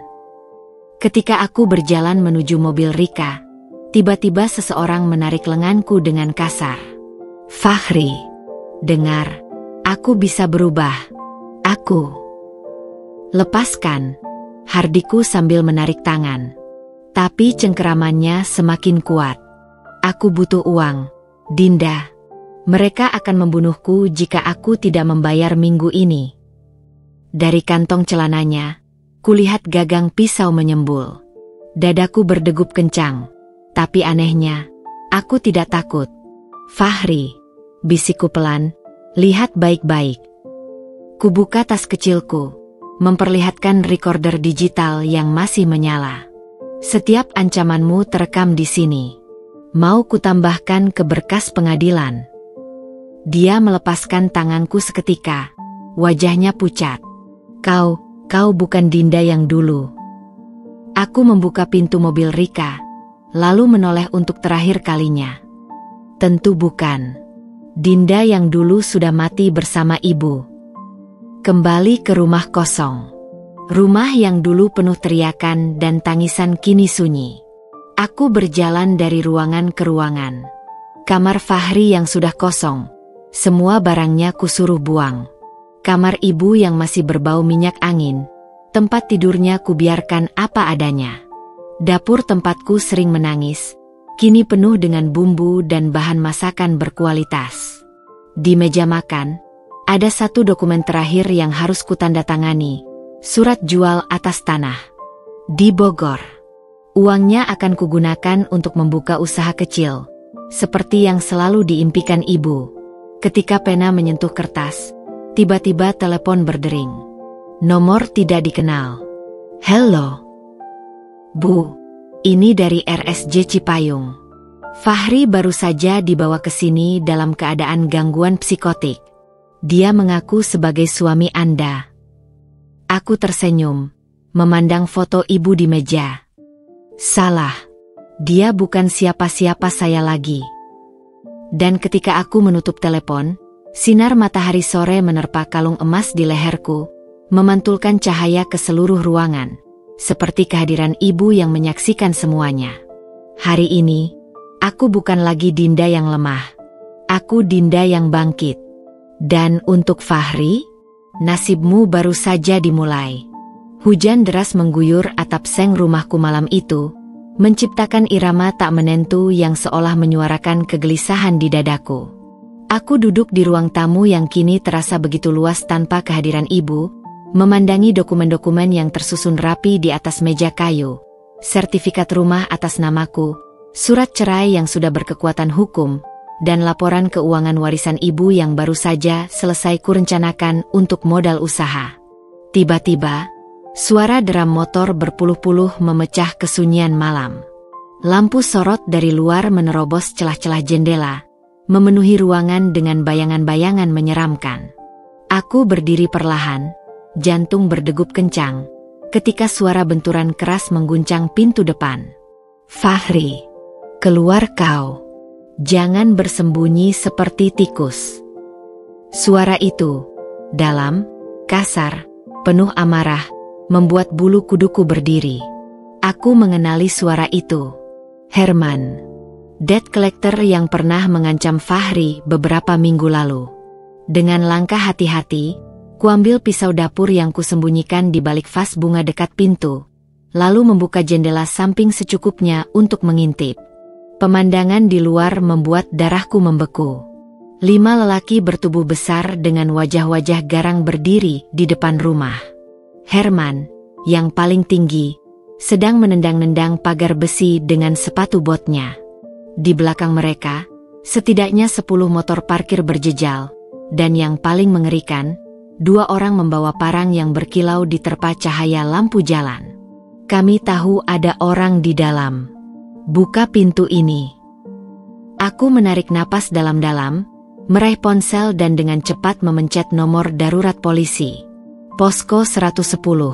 Ada yang bisa saya bantu? Tolong, bisikku serendah mungkin. Ada segerombolan debt collector mau menerobos masuk rumah saya. Alamat Jalan Mangga 14. Mereka bawa parang. Sebelum operator sempat menjawab, dentuman dahsyat mengguncang rumah. Pintu depanku ditendang hingga hampir lepas dari engselnya. Dengan refleks, aku berlari ke kamar ibu dan mengunci pintu. Tanganku gemetar saat mengaktifkan recorder ponsel dan menyembunyikannya di balik bingkai foto ibu. Biarlah semua bukti ini terekam. Fahri, keluar kau. Herman dan anak buahnya sudah masuk ke dalam rumah. Suara barang-barang pecah berantakan memenuhi telingaku. "Bos, rumah ini kayaknya sudah kosong," kata salah satu anak buahnya. "Gak mungkin. Tadi ada yang lihat lampu nyala. Cari lagi." Aku mendengar langkah berat mendekati kamar ibu. Detak jantungku begitu keras hingga kupikir mereka pasti bisa mendengarnya. Kelak, kelak. Seseorang mencoba membuka pintu. "Terkunci nih, bos." "Hancurkan." Dentuman di pintu membuatku nyaris menjerit. Kayu pintu mulai retak di bagian tengah. Satu tendangan lagi, dan mereka akan masuk. Di saat genting itu, tiba-tiba suara sirene polisi meraung-raung di kejauhan. "Bos! Polisi!" "Siapa yang panggil polisi?" teriak Herman marah. "Gak tahu, bos." Cepetan cabut. Langkah-langkah berat bergegas keluar, diikuti suara motor yang dinyalakan dalam panik. Aku masih terduduk lemas di lantai, tak percaya dengan apa yang baru saja terjadi, ketika suara megafon polisi menggelegar di luar. Ini polisi. Keluar dari rumah dengan tangan di atas. 3 jam kemudian, aku duduk di ruang tamu yang berantakan ditemani 2 polisi wanita. Herman dan 2 anak buahnya berhasil ditangkap, sementara yang lain kabur. "Jadi Anda sudah bercerai dengan Fahri?" tanya polisi sambil mencatat. Aku menganggak, menunjukkan surat cerai yang masih tersimpan rapi di laci meja. "Sepekan yang lalu. Dan rumah ini sudah atas nama saya sebelum pernikahan, jadi dia tidak punya hak apa-apa." Polisi itu mengernyit. "Masalahnya, semua dokumen pinjaman masih menggunakan alamat ini. Dan mereka yakin Fahri masih tinggal di sini." Aku menarik napas panjang. Saya punya bukti bahwa Fahri memalsukan tanda tangan ibu saya untuk pinjaman-pinjaman itu. Kuambil flash disk dari dalam saku. Semua ada di sini. Polisi menerima flash disk itu dengan serius. "Kami akan proses.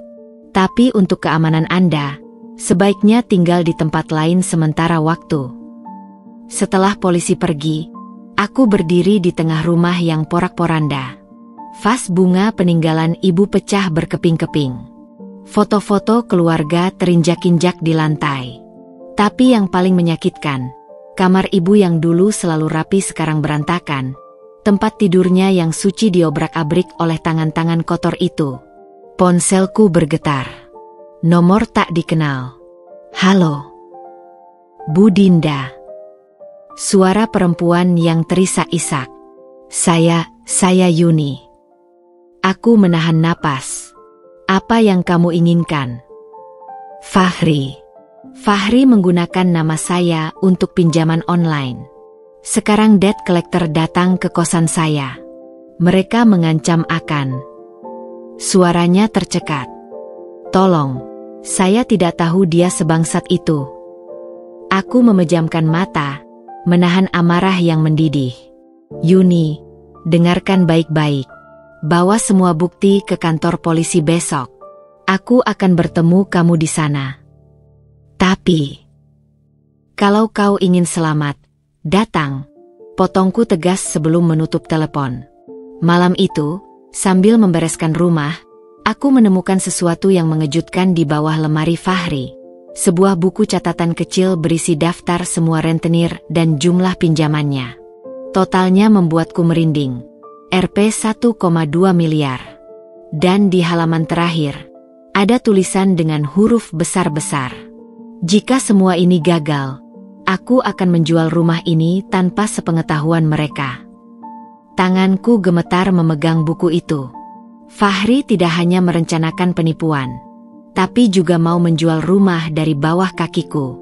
Dengan tekad yang membara, kuambil ponsel dan mengirim pesan kepada Rika. "Besok kita laporkan semuanya. Tidak ada ampun untuk Fahri." Sementara di luar, hujan masih turun dengan derasnya, seperti air mata terakhir untuk sebuah pernikahan yang seharusnya tidak pernah terjadi. Pagi itu, udara begitu lembab ketika aku melangkah keluar dari taksi di depan kantor polisi. Bau asap kendaraan dan aroma gorengan dari pedagang kaki lima bercampur menjadi satu, menciptakan suasana khas Jakarta yang hiruk-pikuk.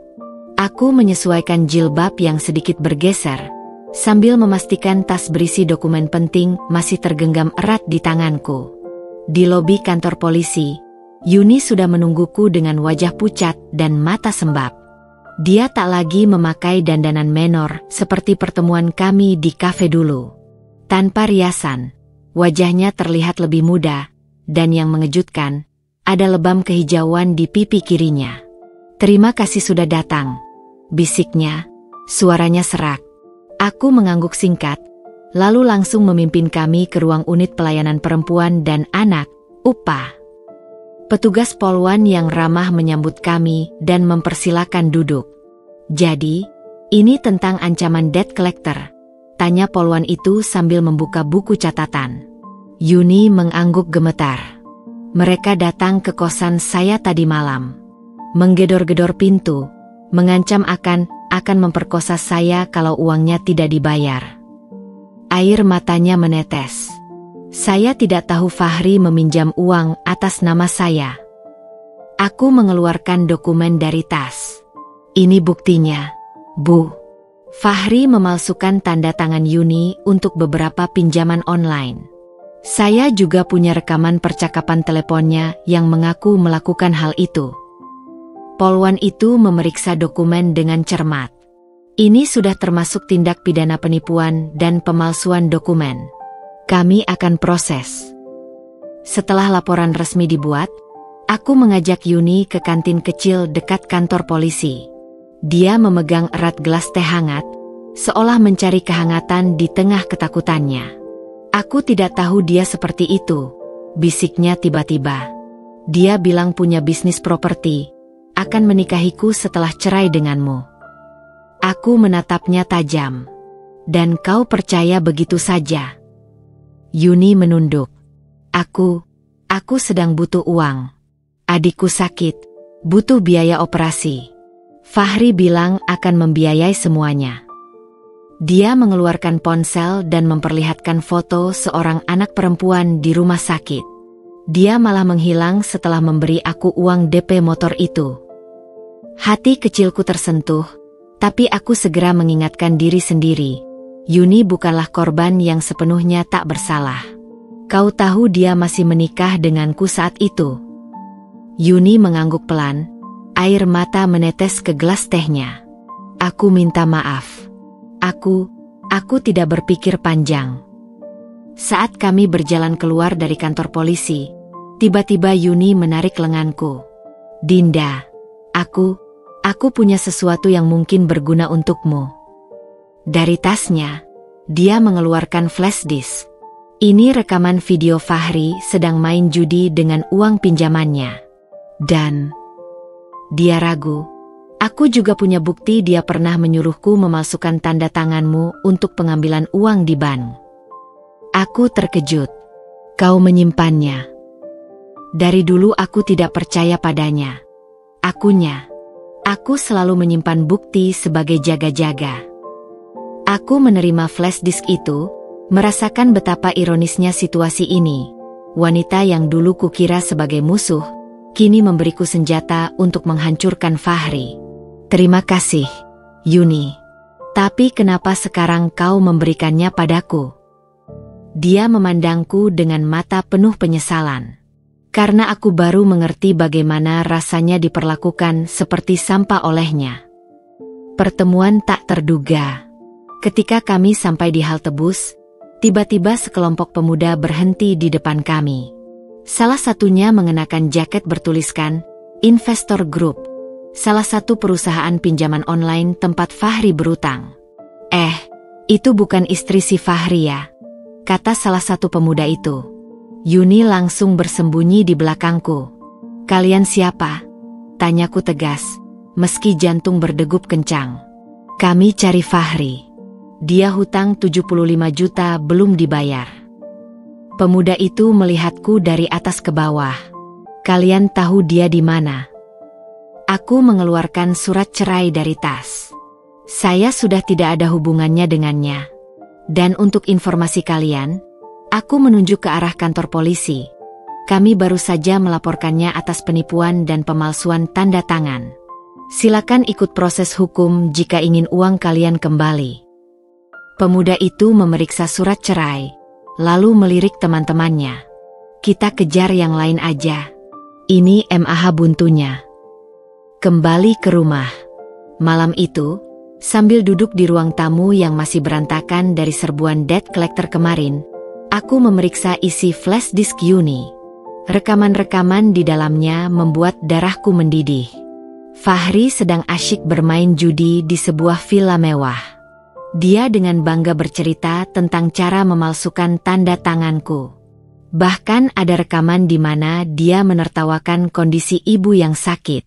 Tapi yang paling mengejutkan, sebuah video di mana Fahri dengan jelas merencanakan kecelakaan untukku jika aku tidak menandatangani pengalihan harta. Tanganku gemetar memegang mouse. Ini bukan lagi sekadar bukti penipuan. Ini adalah rencana pembunuhan. Aku segera menghubungi Rika. Kita punya cukup untuk menyeretnya ke penjara, katanya setelah melihat isi flash disk. Tapi kau harus ekstra hati-hati sekarang. Orang seperti dia bisa melakukan apa saja ketika terpojok. Telepon terakhir. Tepat sebelum tidur, ponselku berdering. Nomor yang tidak kukenal. Halo. Dinda. Suara Fahri yang serak dan parau. Tolong, aku butuh bantuan. Aku membeku. Apa yang kau inginkan? Mereka akan membunuhku. Aku sembunyi di kosan teman, tapi mereka menemukanku. Aku butuh uang untuk kabur. Di latar belakang, terdengar suara orang menggedor-gedor pintu dan teriakan ancaman. Aku menarik napas dalam-dalam. Fahri, dengarkan baik-baik. Kau punya dua pilihan. Menyerahkan diri ke polisi, atau mati di tangan debt collector. Pilihan ada padamu. Dinda, jangan. Aku menutup telepon, lalu mematikannya. Malam itu, untuk pertama kalinya sejak ibu meninggal, aku tidur dengan tenang. Karena akhirnya, aku yakin keadilan akan datang untuk Fahri. Dan kali ini, aku tidak akan memberinya ampun. Langit pagi itu masih kelabu ketika aku melangkah keluar dari mobil taksi di depan Pengadilan Negeri Jakarta Selatan. Gedung megah berpilar besar itu seolah menjulang mengintimidasi. Bayangannya menutupi tubuhku seperti sebuah pertanda. Bau kertas hukum dan kayu lapuk bercampur dengan aroma kopi kental dari pedagang di depan pintu gerbang. Tanganku menggenggam erat tas berisi dokumen-dokumen yang akan menentukan akhir dari perjalanan panjang ini. Rika sudah menungguku di depan pintu masuk. Wajahnya tegang namun penuh keyakinan. Semua sudah siap? Tanyanya sambil menatapku dalam-dalam. Aku mengangguk, merasakan beratnya kalung emas ibu di leherku. Lebih dari siap.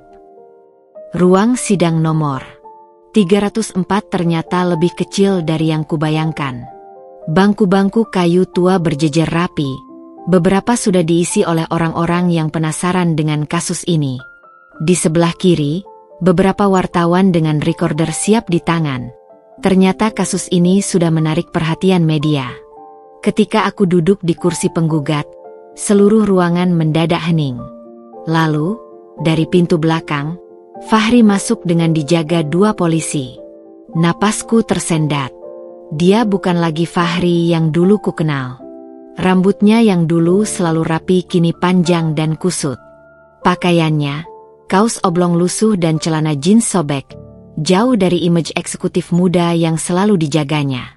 Tapi yang paling mencolok adalah matanya, yang dulu penuh kesombongan, kini kosong dan merah, seperti orang yang tidak tidur berhari-hari. Ketika pandangannya menangkapku, untuk sesaat aku melihat kilatan emosi, kemarahan, penyesalan, atau mungkin kebencian, sebelum polisi membimbingnya duduk di kursi tergugat.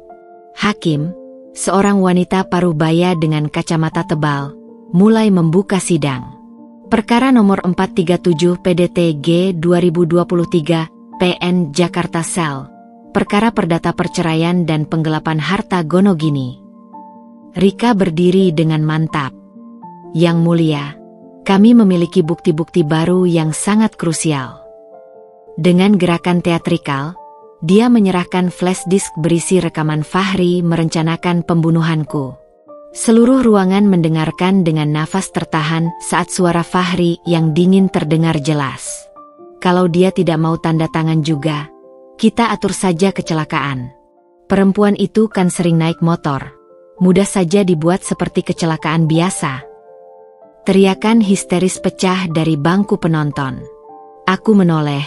Ternyata Yuni yang datang. Wajahnya pucat mendengar rencana jahat itu. Pengacara Fahri, seorang pria muda dengan kemeja terlalu besar untuk tubuhnya, berdiri dengan gemetar. Yang mulia, klien saya dalam keadaan tidak stabil secara mental. Kami mohon. Tidak stabil. Rika menyela dengan suara menggelegar. Dia cukup waras untuk memalsukan dokumen, menggelapkan uang, dan merencanakan pembunuhan. Dia melanjutkan dengan memaparkan bukti-bukti lain. Laporan pemalsuan tanda tangan ibu untuk pinjaman. Bukti penggelapan uang perusahaan tempat Fahri bekerja. Kesaksian Yuni tentang penipuan yang dilakukannya. Ketika Rika menunjukkan foto kondisi ibu sebelum meninggal, tubuh kurus dengan tulang rusuk patah yang melukai paru-paru, bahkan hakim pun menghela napas panjang. Tak sampai 1 jam, hakim sudah membuat keputusan. 1. Perceraian disahkan segera. 2. Semua harta Gonogini menjadi milikku sepenuhnya. 3. Fahri diwajibkan membayar ganti rugi 500 juta rupiah atas pemalsuan dokumen. 4. Restraining order permanen dikeluarkan. Dia dilarang mendekatiku dalam radius 1 kilometer. Tapi yang paling mengejutkan, hakim memerintahkan penyidikan lebih lanjut oleh kejaksaan atas dugaan percobaan pembunuhan. Ketika palu diketuk, Fahri tiba-tiba menjerit seperti binatang terluka. Tidak, ini tidak adil. Dia mencoba menerobos ke arahku, tapi polisi segera menahan dan memborgolnya. Dinda, kau pikir ini selesai? Aku akan. Suaranya terputus ketika polisi menyeretnya keluar ruangan. Ketika aku berjalan keluar gedung pengadilan, sinar matahari pagi menyapu wajahku. Rasanya seperti keluar dari terowongan gelap yang panjang. Rika memelukku erat. Kau menang. Tapi yang mengejutkan, yang kurasakan bukan kebahagiaan atau kemenangan, melainkan kelegaan yang begitu dalam, seperti beban bertahun-tahun akhirnya terlepas. Di kejauhan, aku melihat Fahri didorong masuk ke mobil patroli. Untuk sesaat, matanya bertemu denganku, dan dalam detik itu, aku melihat sesuatu yang tidak pernah kulihat sebelumnya. Ketakutan. Ketakutan seorang laki-laki yang akhirnya menyadari. Karma tidak pernah lupa alamat. Dan untukku, ini bukan akhir. Ini awal yang sesungguhnya. 6 bulan kemudian, aku berdiri di depan jendela kafe baru milikku, Kafe Dinda. Sebuah tempat sederhana namun nyaman dengan aroma kopi segar dan kue-kue buatanku sendiri yang selalu habis sebelum tengah hari. Kafe ini kubangun dari separuh warisan ibu, sementara separuhnya lagi kugunakan untuk merenovasi rumah kami yang dulu. Rumah itu kini bersih, terang, dan bebas dari bayang-bayang Fahri. Setiap sudutnya kurenovasi, kuganti perabotnya, kutanam bunga-bunga di halaman. Seperti membersihkan setiap kenangan buruk yang pernah bersarang di dalamnya. Pagi itu, ketika aku sedang memeriksa stok bahan di dapur, salah satu pelayan kafe, Sari, masuk dengan wajah berkerut. Bu Dinda, ada seseorang di luar yang mengaku kenal dengan ibu, katanya ragu-ragu. Aku mengernyit, lalu berjalan ke depan. Di balik tirai kaca, aku melihat seorang lelaki berjongkok di trotoar depan kafe, mengenakan baju lusuh yang mungkin dulu berwarna putih tapi sekarang kecoklatan oleh kotoran. Rambutnya panjang dan kusut, janggut tidak terurus menutupi sebagian wajahnya. Tapi yang membuat jantungku berhenti berdetak selama sepersekian detik, tatapan matanya. Fahri. Dia tidak lagi seperti pria tampan dan perkasa yang dulu ku kenal. Sekarang, dia hanya sebongkah daging yang nyaris tak berbentuk, kurus, kotor, dengan mata yang kosong dan penuh keputusasaan. Ketika matanya menangkap keberadaanku di balik jendela, dia perlahan berdiri, tangannya yang penuh luka menggapai-gapai ke arahku seperti zombie. "Dinda." Suaranya parau, jauh dari suara bariton percaya diri yang dulu selalu memerintahku. Aku membeku. Seluruh tubuhku bergetar, bukan karena takut, tapi karena banjir ingatan yang tiba-tiba memenuhi kepalaku. Ludahannya, pukulannya, penghinaannya, semua terlintas sekejap seperti film pendek yang diputar ulang. Dengan langkah pasti, aku keluar dari kafe. Udara pagi yang segar menyambutku, kontras dengan bau badan Fahri yang menusuk hidung dari beberapa meter jauhnya. "Jangan mendekat," kataku tegas ketika dia mencoba melangkah ke arahku. Dia berhenti, tangannya gemetar. "Dinda, aku minta maaf. Aku salah. Aku tidak butuh maafmu," potongku. Suaraku tidak meninggi, tidak juga bergetar. Hanya datar, seperti sedang berbicara pada orang asing yang tak berarti. Dia terduduk kembali di trotoar, kepalanya tertunduk. Aku tidak punya apa-apa lagi. Mereka mengambil semuanya. Rumah kosku digusur. Tabunganku dikuras debt collector. Aku bahkan tidak bisa dapat kerja karena kasus hukumku. Aku memandanginya lama, mempelajari setiap detail kehancurannya. Ada bagian kecil di hatiku yang ingin berbelas kasih, tapi kemudian aku ingat ibu. Ingat bagaimana dia meninggal dalam kesakitan karena ulah pria ini. "Kau tahu, Fahri," kataku perlahan, "setiap malam aku bermimpi tentang kehancuranmu. Tapi sekarang melihatmu seperti ini." Aku berhenti, memandang sekeliling, ke kafeku yang ramai, ke hidup baruku yang damai, lalu kembali padanya. Ternyata tidak sepuas yang kubayangkan. Dia menangis. Benar-benar menangis, seperti anak kecil, air mata kotor mengalir di wajahnya yang penuh lebam. "Tolong, aku butuh uang untuk makan." Aku menarik napas dalam-dalam, lalu memutar balik dan masuk ke kafe. Ketika aku kembali, aku membawa sebuah bungkusan nasi dan lauk lengkap, serta segelas air putih. Tanpa sepatah kata pun, kuletakkan makanan itu di depannya, lalu mengeluarkan selembar uang 50.000 dari saku. "Ini untukmu," kataku. "Tapi dengarkan baik-baik, ini adalah pertama dan terakhir kalinya kau mendekatiku. Jika kau muncul lagi, aku akan panggil polisi. Kau masih punya tumpukan masalah hukum yang menunggumu. Ingat." Dia mengangguk cepat, tangannya yang kotor meraih makanan itu dengan rakus. Sebelum masuk kembali ke kafe, aku berbalik sekali lagi. "Oh ya, Fahri, kau ingat kata-kata terakhir ibu sebelum meninggal?" Dia mengangkat wajahnya, penuh pertanyaan. Dia bilang, "Jangan pernah maafkan dia." Dan aku berjanji padanya untuk menepatinya. Pintu kafe tertutup di belakangku, meninggalkan Fahri di luar, sendiri, hancur, dan dilupakan. Di dalam, Sari dan pelayan lainnya memandangku dengan penuh pertanyaan, tapi aku hanya tersenyum kecil. Pesanan nomor 5 sudah siap. Hidup terus berjalan. Dan akhirnya, setelah sekian lama, aku bisa benar-benar merasakannya. Merasakan setiap detik kebahagiaan sederhana yang dulu selalu terenggut dariku. Sementara di luar, bayangan kegelapan perlahan memudar diterpa sinar matahari pagi. Malam itu, aku duduk di teras rumah, memandangi bintang-bintang yang dulu sering kupandangi bersama ibu. Di tanganku, secari kertas dan pena. "Ibu tersayang, akhirnya, hari yang kita tunggu-tunggu telah tiba. Hari di mana kita bisa benar-benar bebas. Hari di mana keadilan bukan hanya sebuah kata, tapi kenyataan yang kita raih dengan susah payah." Aku tahu ibu sedang tersenyum dari sana, melihat bagaimana akhirnya Fahri mendapatkan apa yang pantas dia dapatkan. Tapi yang paling penting, ibu pasti bangga melihatku sekarang. Bukan sebagai korban, bukan sebagai istri yang tertindas, tapi sebagai Dinda.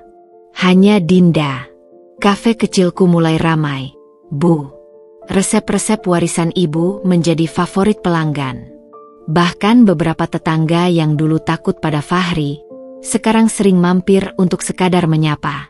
Dan ibu, hari ini aku melihatnya. Melihat bagaimana keangkuhannya runtuh, bagaimana badannya yang dulu tegap kini kerempeng, bagaimana matanya yang sombong kini penuh ketakutan. Aku memberinya makan, Bu. Karena meskipun ibu memintaku untuk tidak memaafkannya, ibu tidak pernah melarangku untuk berbelas kasih. Aku harap ibu tenang di sana.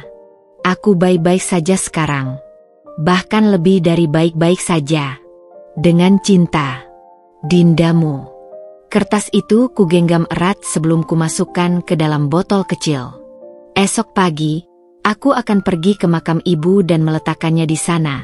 Sebuah surat terakhir dari anak yang berhasil menepati janjinya. Dan ketika angin malam berbisik lembut menerpa wajahku, aku bisa bersumpah mendengar ibu membalas. Aku bangga padamu, Nak.